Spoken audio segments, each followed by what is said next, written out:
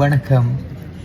ஏஐயை ஒரு பயண திட்டமிடலுக்காக, ட்ராவல் பிளானிங்குக்காக எப்படி பயன்படுத்துவதென்று பார்ப்போம்.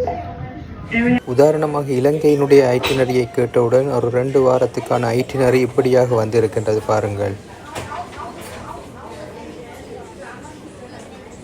இதற்கான ப்ராம்ப்டை ஏற்கனவே நான் மேலே தந்திருக்கின்றேன். அதை காப்பி பண்ணி ChatGPTயில் போட்டவுடன் உங்களுக்கு இது இப்படியாக வரும், ஒரு தெளிவாக வரும்.